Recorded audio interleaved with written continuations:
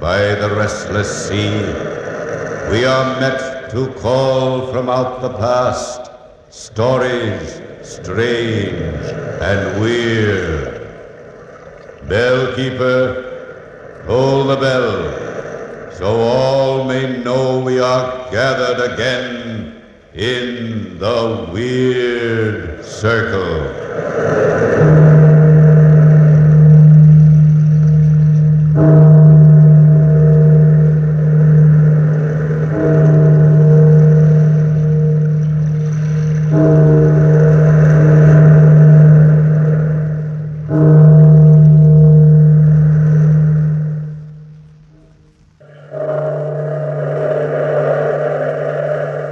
Out of the past, phantoms of a world gone by speak again their immortal tale, The Man Without a Country.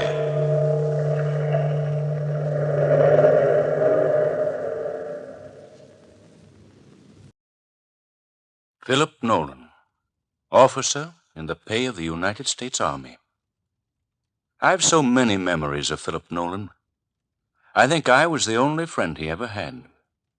I think I was the only man who really knew him during his whole incredible lifetime. I knew what he suffered when his boy's dream turned into a living nightmare. And it all started so innocently.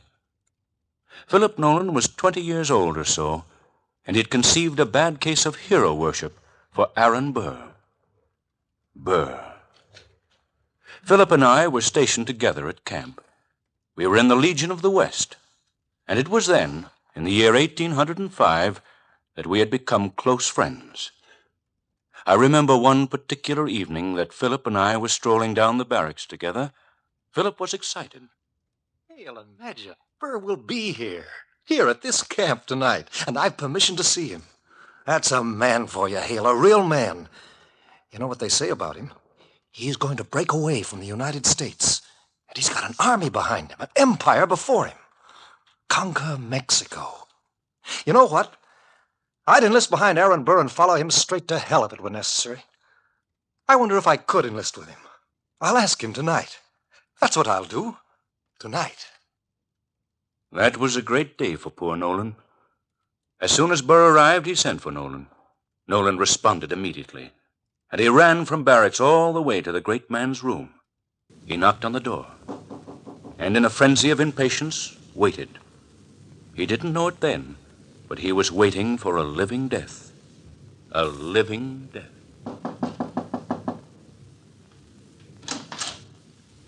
Mr. Nolan.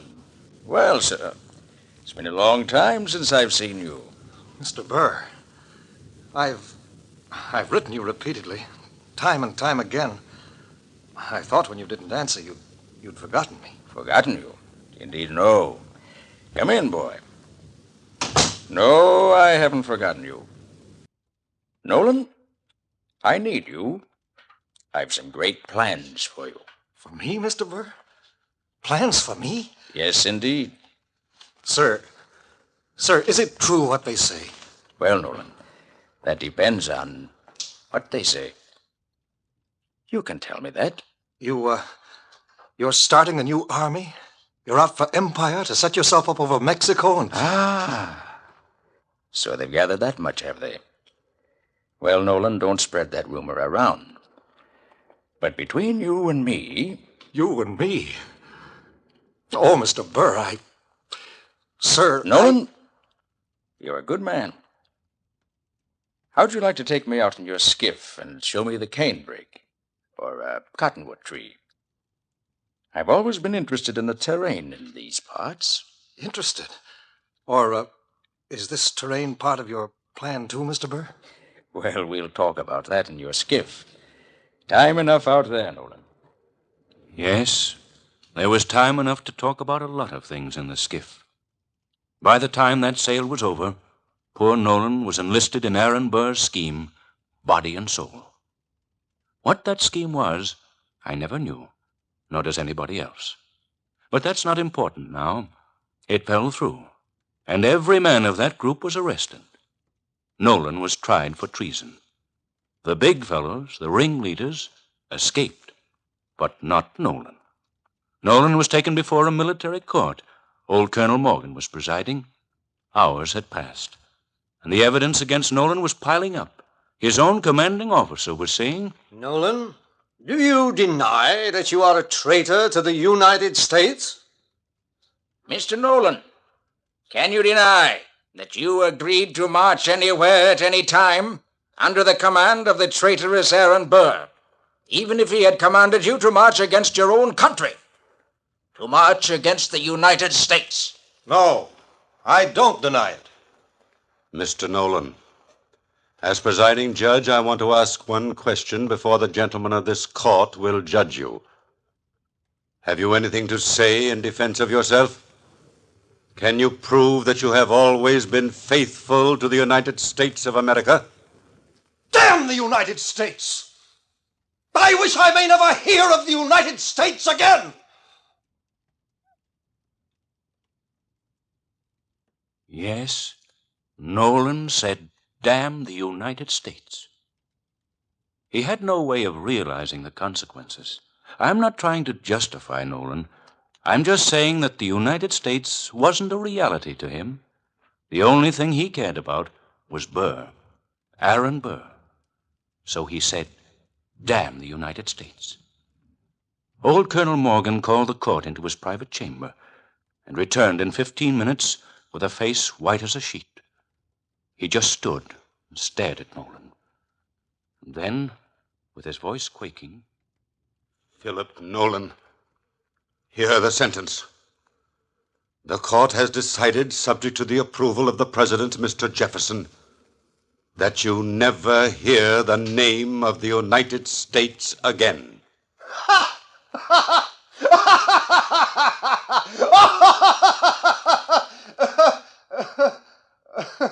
Mr. Marshal, take the prisoner to New Orleans in an armed boat and deliver him to Captain Shaw of the Nautilus. See that no one mentions the name of the United States to the prisoner.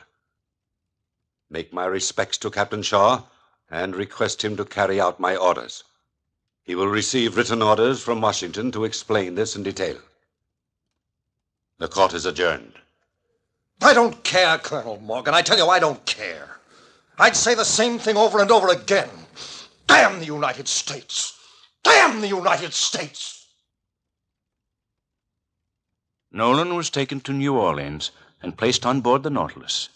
The ship set out for sea and traveled from New Orleans to the North American coast. It was at dock there that Captain Shaw received intelligence of the proceedings by mail. On board ship that evening, they were docked in the harbor. Captain Shaw explained it to Nolan. Nolan was still the swaggering youngster then, as the old captain related. Well, Mr. Nolan, the word has come through from your former country's capital. From Washington? Yes, Mr. Nolan. Well, what is the happy word? You are a man without a country, Mr. Nolan. Without a country? The court has sentenced you to have your wish fulfilled. You will never hear of your country again. You will live on board ship for the rest of your life. You may wear whatever uniform you wish. Naturally, my own uniform. The buttons will have to be changed for plain buttons. Well, why is that, sir? There is the insignia of your ex-country on the buttons. What? I see. You will remain under guard, of course, to prevent your escape. Naturally. But otherwise, you will have the freedom of the ship. And believe me, Mr. Nolan, you will not be exposed to any kind of indignity. Thank you, Captain. Thank you very much. And so it was that the man without a country sailed the 7 seas. He never stayed on one boat for more than a year. He went from ship to ship. And it was 10 years later that he was again shipping out on the Nautilus. He was shipping out of England this time, and I'd been sent over from America to England for special research. I was to come back on board the Nautilus myself. And so, of course, the very first day at sea, I was called into the captain's cabin. Oh, hello, Lieutenant Hale. Won't you come in? Thank you, Captain Shaw. Sit down, sir. Thank you. I called you into my cabin to talk to you about Philip Nolan. You no doubt know he's on board with us this trip. Yes, I've been told. He's an old friend of yours, I believe. Well, yes, we were in the Western Legion together. You know the story. Are they still maintaining silence, Captain? I'm afraid so. And as long as you're on board my boat, I must ask you to please never mention the United States to Nolan. No news of home, no talk about old times, no word of his family, and especially no word of the United States. Well, of course, sir. Whatever you say. And, Mr. Hale, be prepared for a shock when you see Nolan. He's changed. He's changed a lot more than you realize. Changed. Yes, the captain warned me, but I wasn't prepared for what I saw. Nolan was an old man. An old man at 32. He was standing with a guard at the railing of the Nautilus when I approached him. He wheeled around and stared at me for a moment. Hale! Hale, old boy. It's good to see you. I didn't know. I'd no idea. Philip, hello. It's been a long time. Oh, it's all right, guard. You can leave me alone with Hale. I won't escape. But, sir... I'll take full responsibility for him. Of course, sir. I'll report to the captain. Hale, look at me. I'm still your old friend, am I not? Of course, Philip. Where have you been? What have you done since I last saw you? I traveled around. Been in England. England? What happened after you left the Western Legion? Well, You what? But tell me, Hale. I've read a lot of good books. Books? That's just great. You too, Hale. I can't help it, Philip. Have you any idea what I'm going through? From boat to boat, always being shifted, always under guard. Every book I read is carefully edited. Whole passages are torn out of it. I never eat dinner at one table. I'm shifted around all the time. Nobody can stand my company night after night. I've so little to talk about. And I'm so hungry for home. So hungry for news of home, my family, my country. I want to touch the ground, the land. I want to know what happened to Texas. What did they do to Aaron Burr?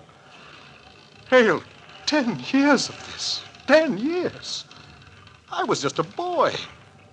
I didn't know what I was saying. I didn't know. Please, Philip, please. I'm sorry, Hale. Seeing you again. And you're the only person who knows I feel this way. I won't mention it again. I know you won't, Philip. Don't tell anybody. You won't tell anybody. Well, of course I won't. 4 o'clock. I have a little duty to perform at 4. Well, what's that, Philip? I read to them, the sailors. They like it. The only thing I'm allowed to do for them. They pick the book, and I read a chapter or so. Well, that sounds interesting. You mind if I come along? Not at all. Well, we'll go down this hatch over here. Follow me. This way. This way to the crew's quarters. Hi, buddy. Reading. Hello, men. This is Lieutenant Hale. Hello. How do you do, sir? I hope you don't mind if I just sit here and listen. Glad to have you. What book have you picked out for today? Well, you started The Lay of the Last Minstrel yesterday. Let's finish that. Good idea. Where is it? Here it is, sir. I've never heard of it. Oh, it's a good poem. I was on the 3rd canto yesterday. Yeah, let's see. Oh, yes. I'll start here. The aged harper, how so ere, his only friend his harp was dear. Like not to hear it ranked so high above his flowing poesy. Less liked he still that scornful jeer.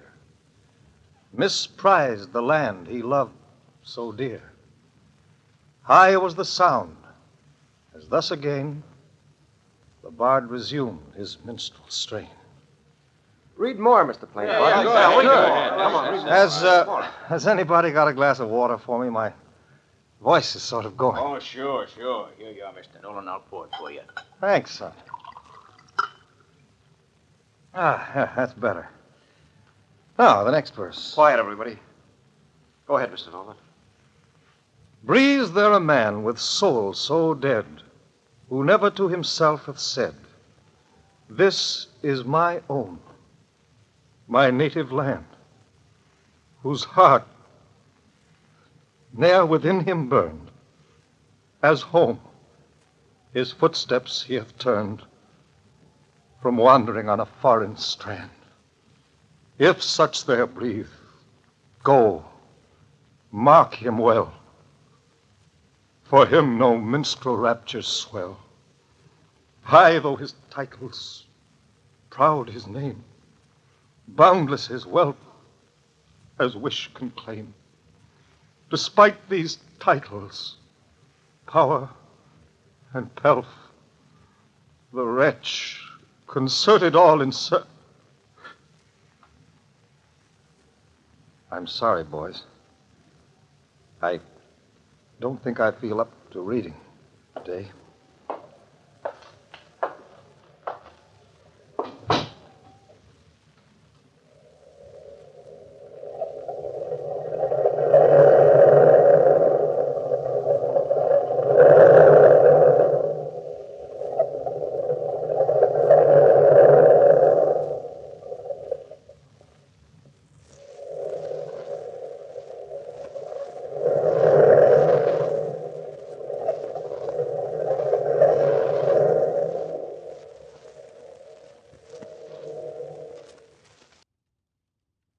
Yes, that's the way it was on board ship. Little things like that poem were always occurring, and poor Nolan tried to take it all like a man. He stayed below in his cabin for 2 days after that, and I didn't want to intrude myself on his misery. So I spent my time talking to the captain and the crew. It was late the second afternoon. Captain Shaw, myself, and Lieutenant Vaughan were standing at the rail, and of course the conversation turned to Nolan.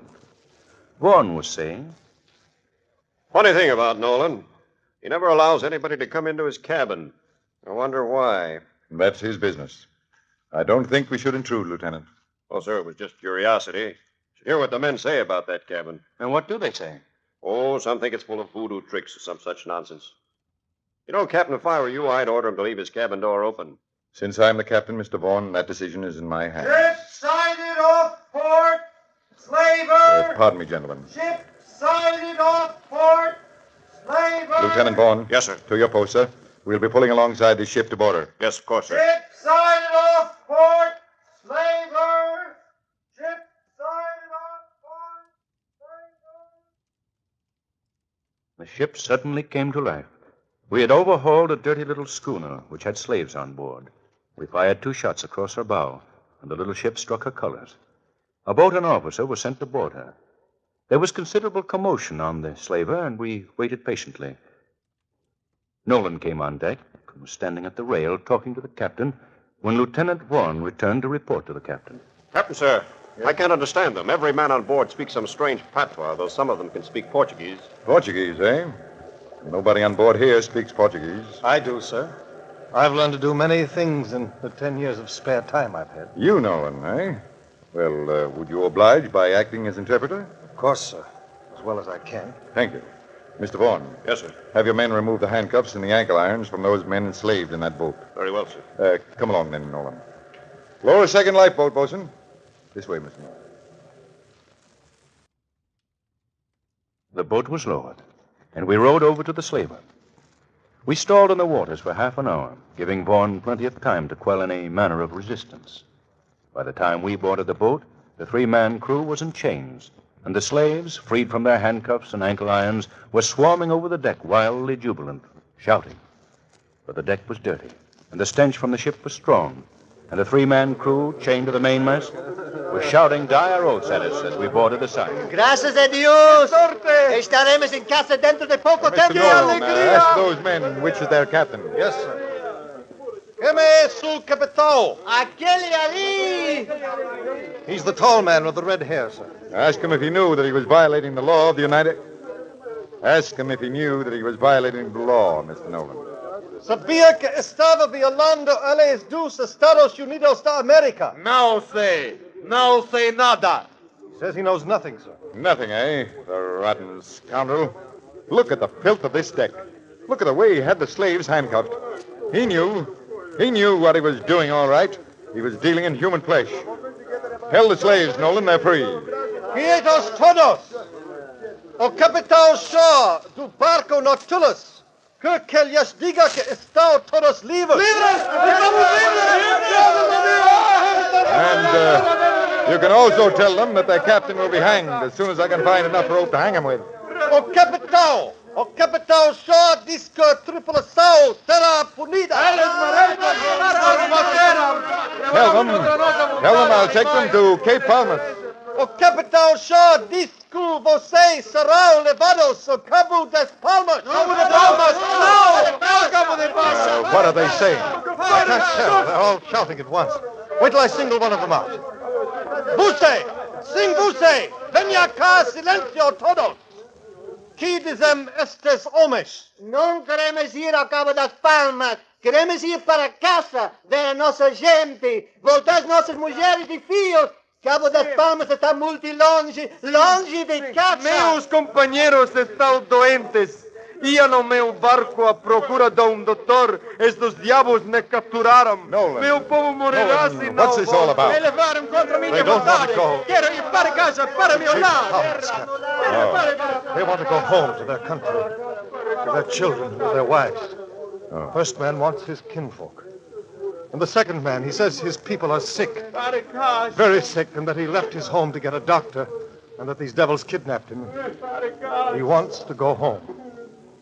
Home, Captain. Every man wants to go home. Yes, of course, Nolan. Tell them yes.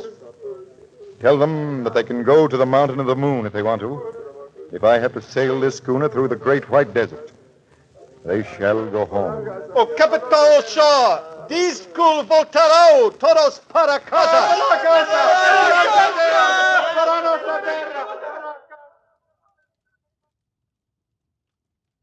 And so the slavers were returned to their homes. And they never forgot the look in the eyes of Nolan, the man who would help them. The rest of that journey was uneventful. When I left the Nautilus in the harbor of New York, I saw Nolan standing on the deck waving to me and shouting. And that was the last I ever saw of Philip Nolan. The very last. But I heard tale after tale of the courageous and self-sacrificing work that he did on board each and every ship he sailed on. And then this morning, I received a letter. A letter after 40 years have passed. A letter from Lieutenant Vaughan. Only he isn't a lieutenant now. He's a captain of his own ship.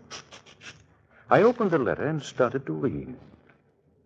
Dear Mr. Hale, Philip Nolan died this morning.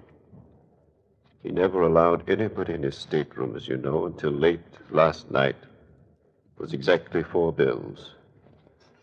I got a message from Nolan to come down to see him. I walked into the cabin, looked about for the first time. Do you know what that cabin contained? A shrine to America. A large American flag, a picture of Washington, a large bronze eagle, a map of the United States which he had drawn from memory. And Nolan lay on his bed, beckoning me to come closer to him. Vaughn, I know I'm dying. But you see, I have a country. Vaughn, I've had a country with me all these years. In my heart, Vaughn, I'm dying. Surely you can tell me something now. Please. Just something. Of course, Philip. Anything you want. The map. Tell me what belongs on my map.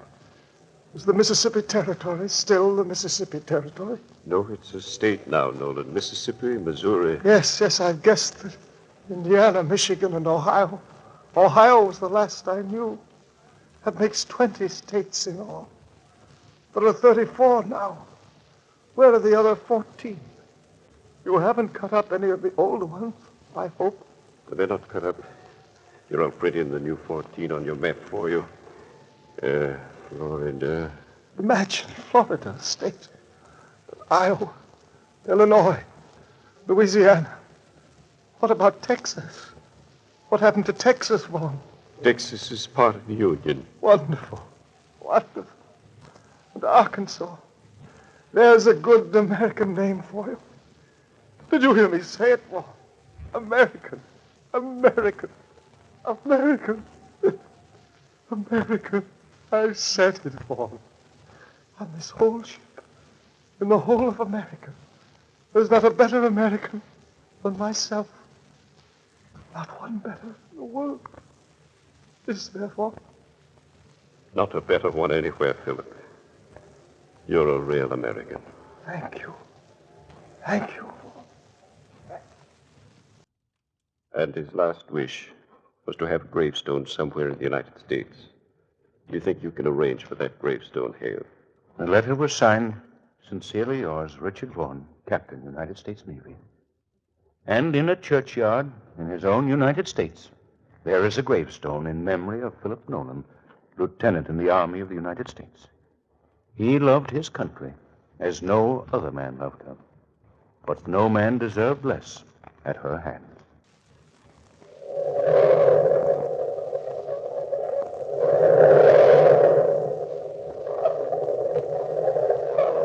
From the time-worn pages of the past, we have brought to you the story, The Man Without a Country. Bellkeepers, hold the bell.